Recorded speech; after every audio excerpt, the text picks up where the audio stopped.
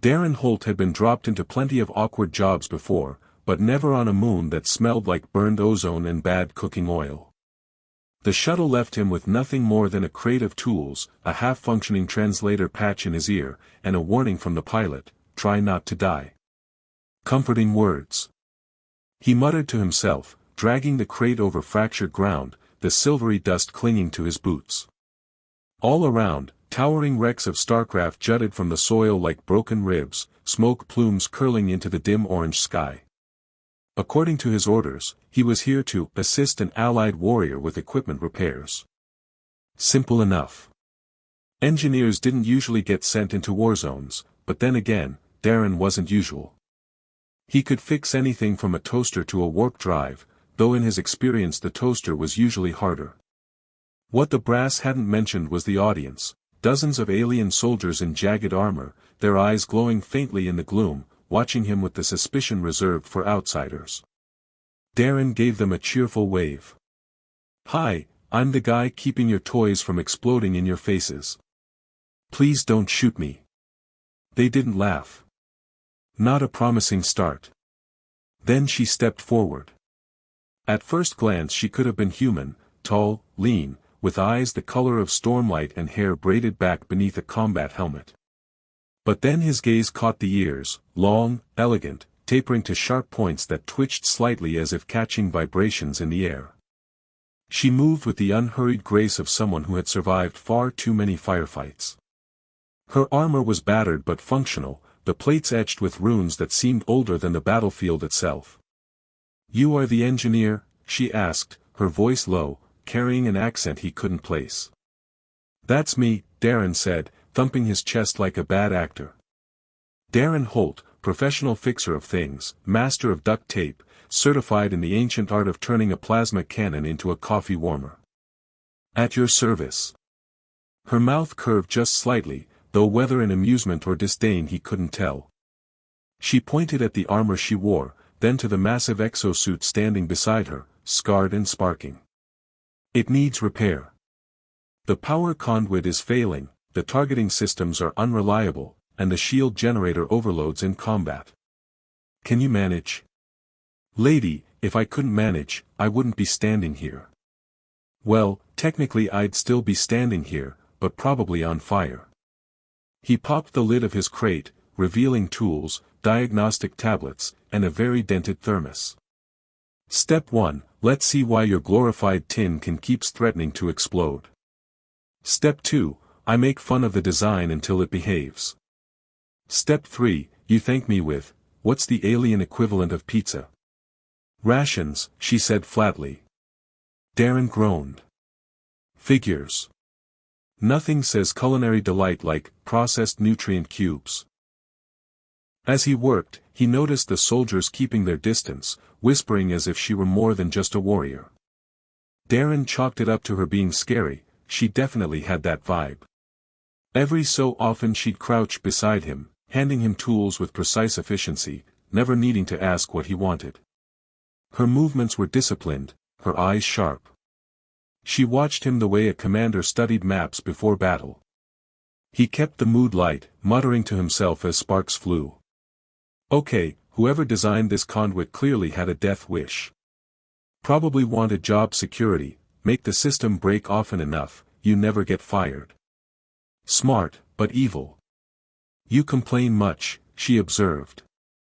"I find it soothes the nerves," Darren said. "If I can make fun of the death trap I'm fixing, I'm less likely to think about how it might blow me into orbit." Her long ears twitched again, catching some distant sound. "You fear death?" "Of course. That's why I'm an engineer, not a soldier. I like my body intact, preferably without holes. Holes are for cheese." For a moment, she looked at him as though weighing the strangeness of his humor. Then, to his surprise, she gave a short, sharp laugh. It startled the nearby soldiers, who exchanged wary glances. Darren blinked. Did you just laugh at my cheese joke? Because if so, that's the highlight of my week." "You are unusual," she said simply. "Unusual keeps life interesting," Darren replied, tightening a bolt. The exosuit hummed, systems flickering back to life. There we go. Targeting restored, shield generator stable, and I may or may not have added a hidden feature. What feature? Every time the autolock engages, it'll play a sound file. Picked something from my personal collection. He tapped his wrist console, and the exosuit suddenly blasted a burst of old Earth jazz, trumpets blaring triumphantly. Her eyes widened, and then she let out another laugh, longer this time, rich and startling. Darren grinned. See? Nothing says victory like a saxophone solo. Your enemies won't know whether to fight or start dancing. She shook her head slowly, still smiling, though the soldiers around them looked utterly baffled. You are reckless. Reckless is just another word for creative problem solving, Darren said, packing his tools. And don't worry, if you hate the music, I can switch it to bagpipes. Her expression softened, just for a heartbeat. Then she donned her helmet again, the moment gone. You will remain with me. There will be more repairs. Darren raised a brow. Orders, or a request? Both. He gave a lopsided grin, slinging the crate back onto his shoulder. Well, Empress of jazz-powered war machines, lead the way. She didn't correct him. Not yet. Darren learned quickly that being attached to the long-eared warrior was not going to be a 9-to-5 kind of gig. From the moment he finished repairing her exosuit, he was swept along in a blur of skirmishes, strategy meetings, and what he suspected were very elaborate staring contests between rival commanders.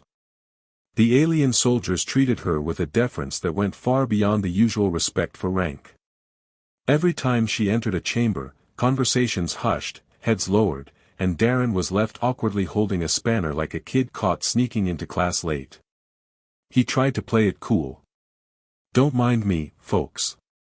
I'm just here to keep your hardware from turning into fireworks. The line never landed, but he kept using it anyway. Consistency was comforting. His patient, as he still insisted on calling her, walked through this atmosphere with perfect composure. She inspected weapon arrays, gave orders, and occasionally crouched beside him while he crawled under consoles to fix things. Darren couldn't help but notice how often those generals seemed to bristle at his presence, though. Maybe they thought humans were soft. Or maybe they didn't like the jazz soundtrack he'd installed. On their second night, while Darren wrestled with a malfunctioning power relay in the command tent, she leaned over his shoulder. You rerouted the energy grid incorrectly. I rerouted it creatively, Darren corrected, teeth gritted as sparks showered his gloves. Big difference. If you want boring efficiency, hire a drone. If you want something that works and possibly sings at you while doing it, you hire me. The system hummed, and then a bright blue hologram of a cartoonish bird appeared over the console, chirping a ridiculous Earth jingle. Darren froze. Okay, that wasn't supposed to happen. She tilted her head, ears twitching, and regarded the chirping hologram like one might regard an alien fungus. You summoned this? Technically, I accidentally crosswired the holo buffer with my personal data cache. That's a mascot from an old breakfast cereal back home. He coughed, rubbing the back of his neck.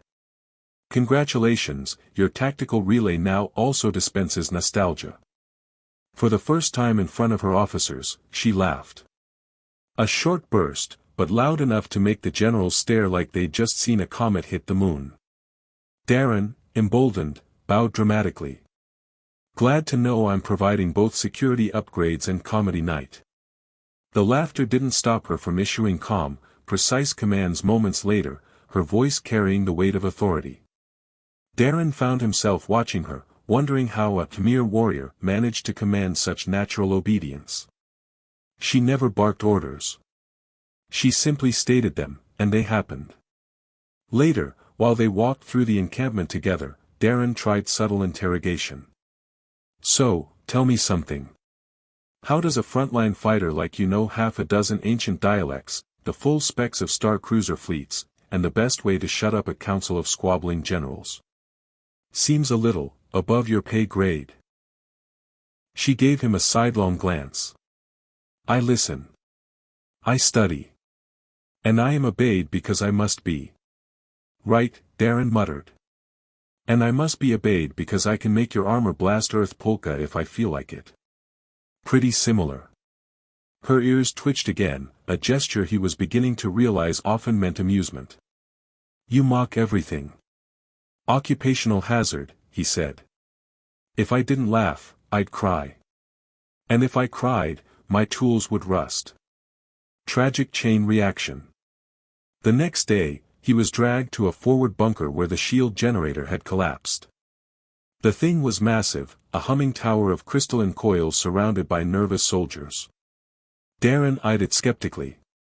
You know, back on Earth, a shield generator is just a wooden door with a lock. Much cheaper. Nobody laughed, except her. She stood with arms crossed, watching as he climbed the scaffolding and started tinkering. The problem wasn't obvious. Circuits fizzed, coils pulsed, and the whole contraption smelled like hot metal. Darren yanked open a panel, frowned, and reached inside. Yep. Just as I thought. Somebody tried to fix this with chewing gum. The soldiers shifted uneasily, whispering.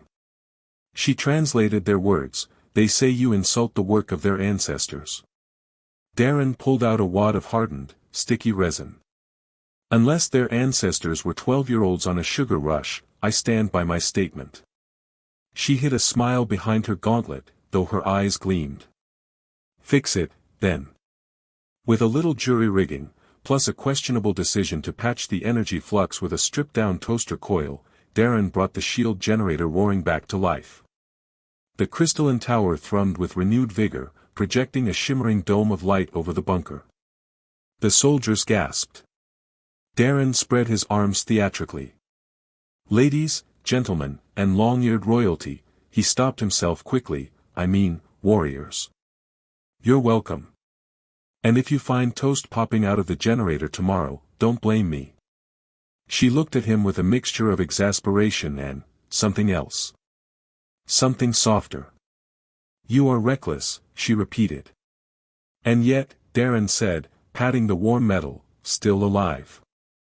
That night, as the camp settled under the eerie glow of twin moons, Darren sat by a small fire, tools scattered around him. She joined without a word, sitting across the flames. He finally asked what had been nagging at him. You ever get tired of everyone saluting you like you're carved from stone? She considered the question. It is the way of command. Yeah, but you don't have to command me. I already follow you because you laugh at my terrible jokes. That's loyalty you can't buy. For a fleeting moment, the fierce warrior's expression softened, lit by firelight. She didn't answer, and Darren didn't push.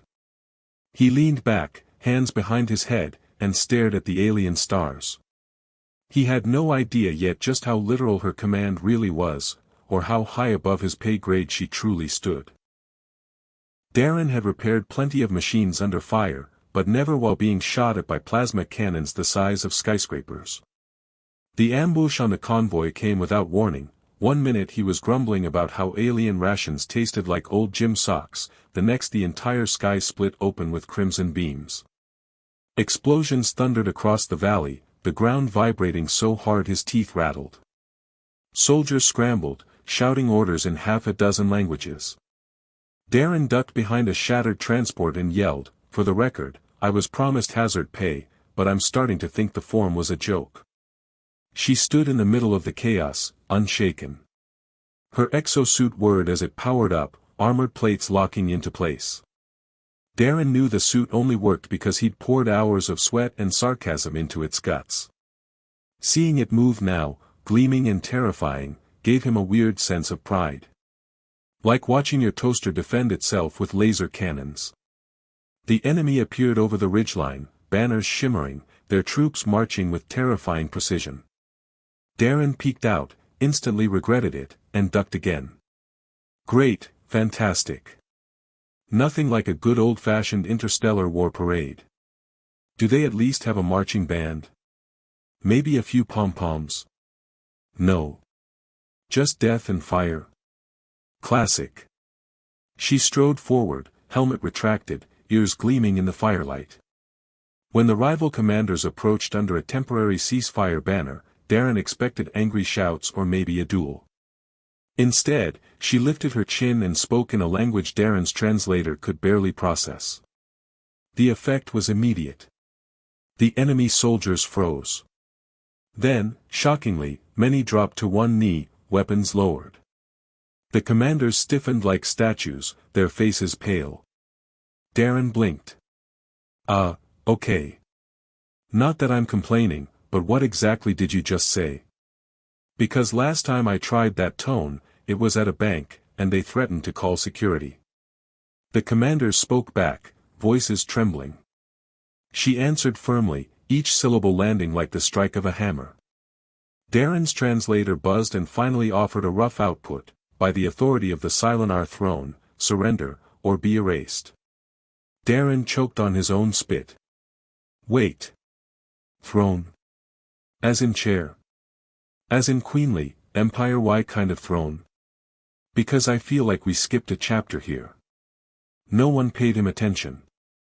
The enemy commanders bowed their heads in resignation, signaling retreat. Their troops followed instantly, the valley suddenly quiet except for the crackle of fires. Darren stumbled out from behind his cover, wide-eyed. Did I just hallucinate that? Please tell me I inhaled too much plasma smoke and you're not. She turned, her gaze meeting his, calm and unflinching. You know now. Know what? Darren demanded, pointing at her. That you're not just a warrior.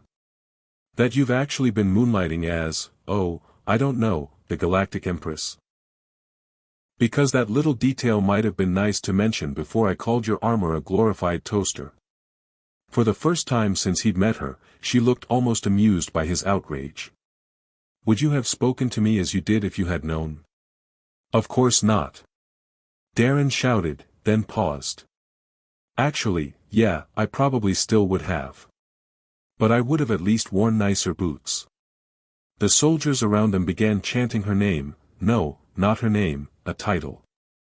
The translator whispered, Empress Lythra of the Silinar Dominion. Darren groaned. Perfect. Just perfect. Out of all the warriors in the galaxy, I get assigned to fix gear for space royalty. And not just any royalty, the kind that commands entire fleets with a glare. I'm doomed. I'm going to make one dumb joke and you'll have me executed by gravity catapult. Lythra's expression softened slightly. You are not doomed. You are valued. Your irreverence is refreshing. Darren froze mid-panic. Refreshing? Wait. Did the Galactic Empress just call me refreshing? Usually the best I get is annoying but useful. This is a promotion. The next hours blurred. He was ushered into a massive tent that seemed less like a battlefield command post and more like a mobile throne room. Golden banners flickered with holographic sigils, and alien generals glared at him as though his very existence was an insult. Darren fidgeted with his wrench, muttering, note to self, don't touch anything. Don't sneeze on anything. Don't ask if the banners come in blue. The generals argued about strategy, but Lythra silenced them with a single raised hand. She spoke of treaties, of enemies bowing before ancient rites, of empires bending to her will. Darren leaned toward the nearest soldier and whispered, she was fixing armor with me 2 days ago. Now she's out here casually rearranging the galaxy. How is this my life? When the meeting ended, Lythra approached him directly. The generals looked scandalized, as though she'd walked over to chat with a court jester in the middle of a funeral. Darren scratched his head.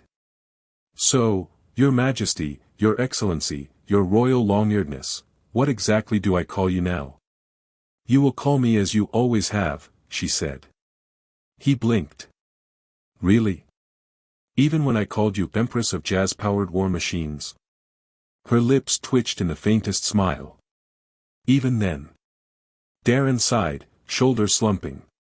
Well, at least execution by gravity catapult sounds quick. Maybe I'll request a view of Earth on the way down. But she shook her head. You have earned a place at my side, engineer. Do not squander it. He gawked at her, then muttered under his breath, great.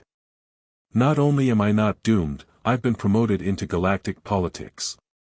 Just what I always wanted.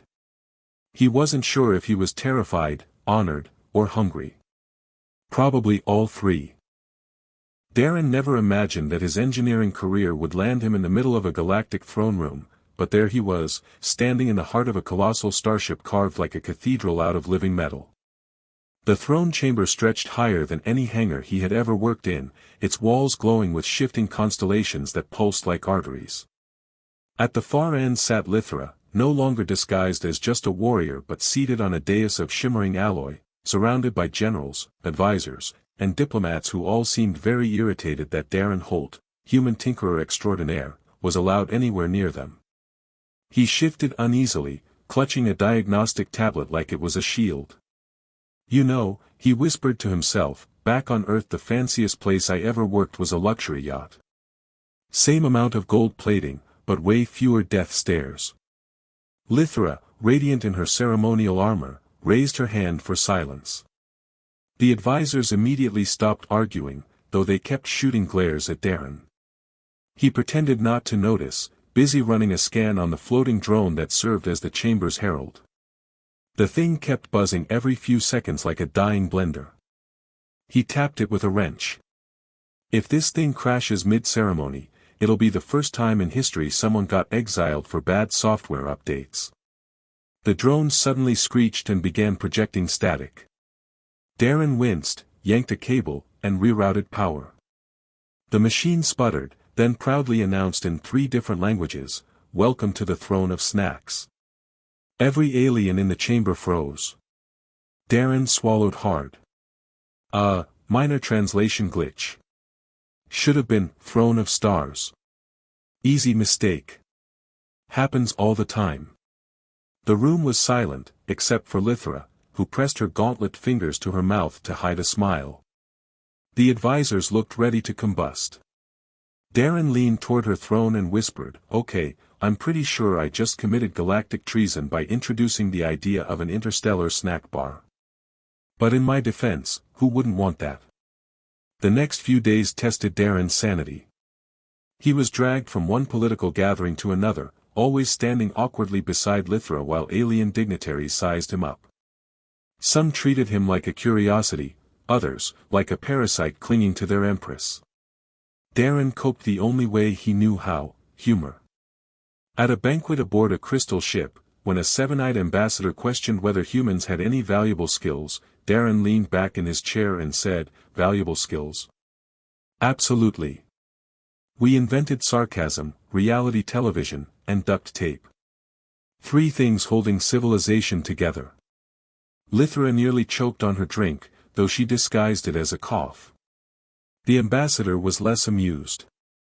When a council demanded proof of his usefulness, Darren hacked into their ceremonial drone swarm and reprogrammed them to deliver steaming cups of tea instead of chanting war hymns. The chamber filled with baffled diplomats holding teacups while Darren bowed theatrically. There. Instant peace summit. Nothing calms interstellar tensions like a hot beverage. The scandalized whispers nearly shook the ceiling, but Lythra allowed it, and Darren noticed something strange. For all the outrage, some delegates seemed intrigued. His irreverence cracked the polished armor of tradition, if only for a moment. Later, when they were alone in her private chamber, Lythra studied him with an intensity that made him squirm. "You undermine centuries of ritual," she said. "Yeah, sorry about that," Darren admitted. "In my defense, I also make things work. Usually. Sometimes. Okay, 50% of the time. You make them laugh," she continued, ignoring his rambling. "Even when they do not wish to. You remind them of life outside duty." Darren rubbed the back of his neck, embarrassed. "Well, humor's cheaper than therapy. Besides, you look like you could use a break from all the bowing and scraping. Doesn't it get exhausting, everyone treating you like you're carved out of starlight?" Her ears twitched, and for a moment, her regal mask slipped. Yes, she admitted softly.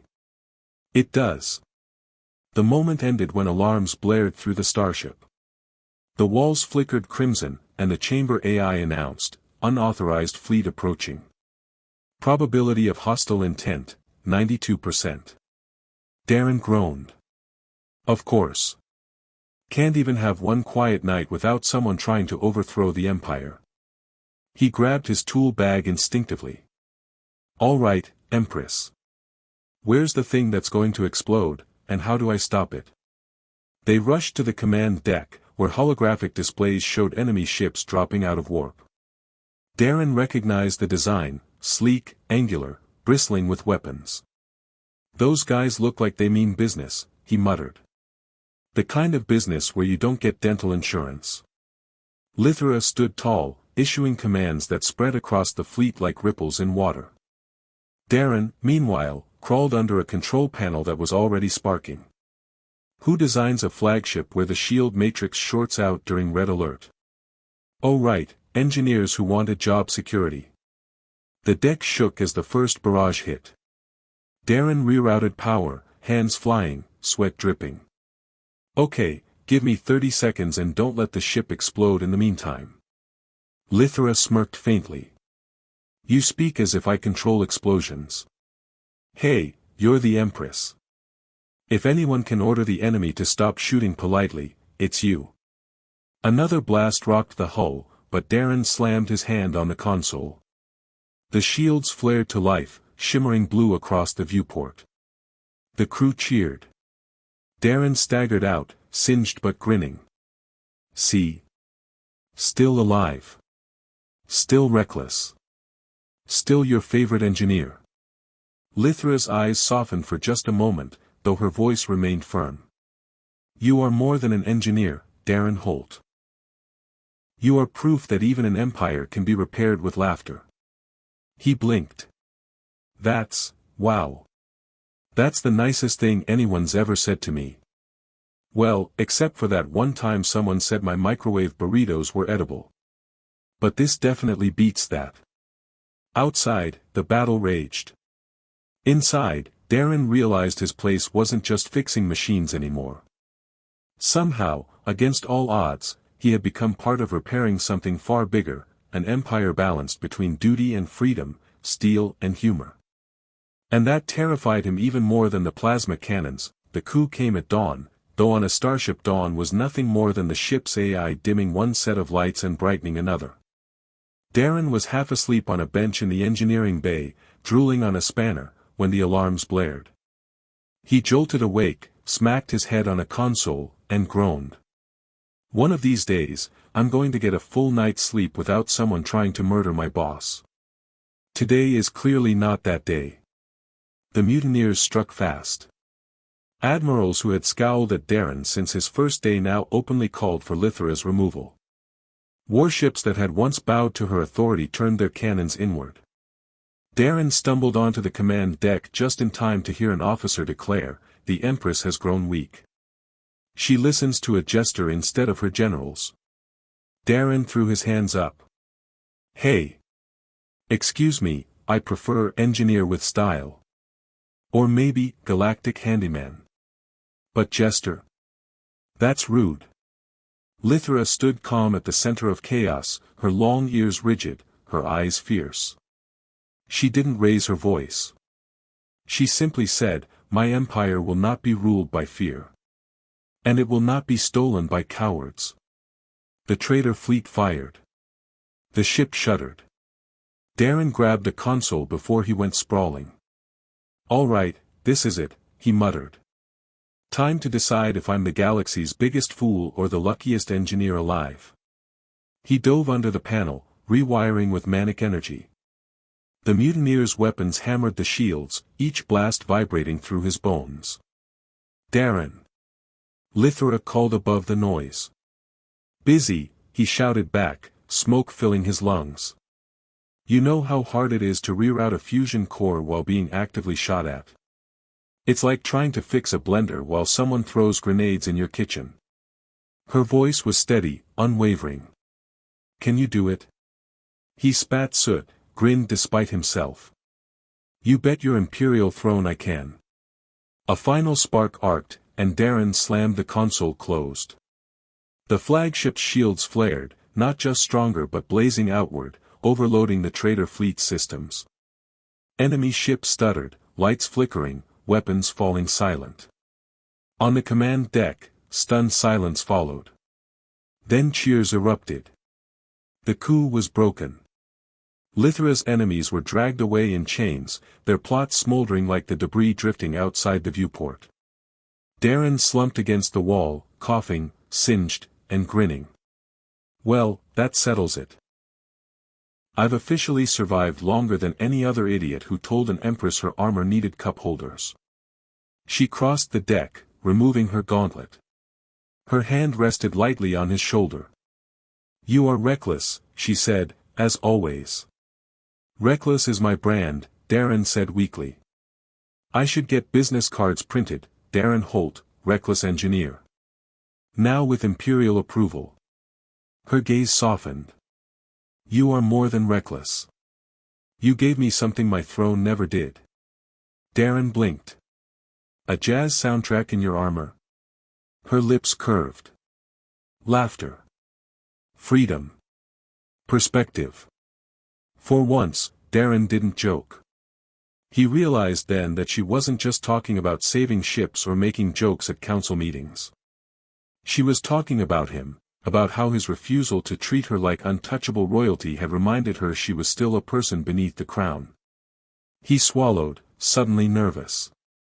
Well, you gave me something too. Purpose. Before this, I was just fixing machines nobody cared about.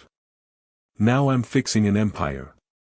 Not bad for a guy who once got fired for accidentally weaponizing a blender. The deck was quiet now. The battle over. The empire safe, for today, at least. Lythra turned back to her throne, but she didn't sit.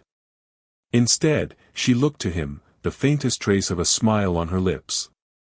You will remain at my side, Darren Holt. Not just as an engineer. He raised an eyebrow. Not just as an engineer. What else do you want me to be? Royal snack taster. Throne decorator. Official bringer of duct tape. As a reminder, she said simply, that even an empire must laugh. Darren chuckled, shaking his head. All right, Empress. You've got yourself a court jester with a wrench. But fair warning, I'm installing seatbelts on the royal throne. Can't have you flying off mid-battle. She let out a quiet laugh, genuine and unguarded, the kind that made every staring general in the room blink in disbelief. For Darren, that sound was worth more than any throne. He realized then that he had changed, not by becoming braver, or smarter, but by learning that even the smallest joke could steady the weight of a crown. He was still reckless, still sarcastic, still him. But now he carried a new responsibility, one that stretched far beyond screws and circuits. The galaxy ahead was still dangerous, still vast, still full of enemies who wanted to see the throne fall. But Darren figured as long as he had tools, duct tape, and one long-eared empress who laughed at his terrible jokes, he might just survive it. And for the first time, that felt like more than enough.